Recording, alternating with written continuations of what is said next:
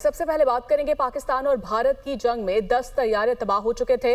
अमरीकी सदर का एक बार फिर पाक भारत जंग का तस्करा। अमरीकी न्यूज चैनल को इंटरव्यू में कहा, मैंने 8 जंगें खत्म करवाई। मैं लोगों को बढ़ते हुए नहीं देखना चाहता। मेरे ख्याल में पाकिस्तान और भारत जंग एटमी जंग बन सकती थी। पाकिस्तानी वज़ीर-ए-आज़म ने कहा कि सदर ट्रंप ने 1 करोड़ जानें बचाई हैं। अगर टैरिफ ना होते तो पाकिस्तान और भारत जंग को रोकना मुमकिन नहीं था। अमरीकी सदर की ईरान को एक बार फिर धमकी, कहा मुज़ाकरात की नाकामी की सूरत में सख्त कदम उठाएंगे।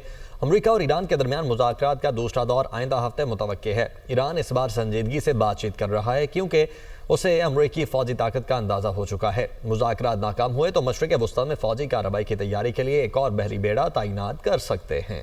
वो इंटरव्यू में कहा, मैंने 8 जंगें खत्म करवाई।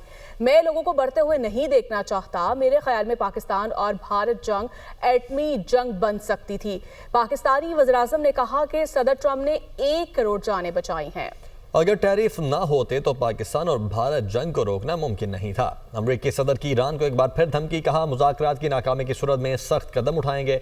अमरीका और ईरान के दरमियान मुज़ाकरात का दूसरा दौर आइंदा हफ्ते मुतवक्के है। ईरान इस बार संजीदगी से बातचीत कर रहा है क्योंकि उसे अमरीकी फौजी ताकत का अंदाजा हो चुका है। मुज़ाकरात नाकाम हुए तो मशरिक़ वुस्ता में फौजी कार्रवाई की तैयारी के लिए एक और बहरी बेड़ा तैनात कर सकते हैं।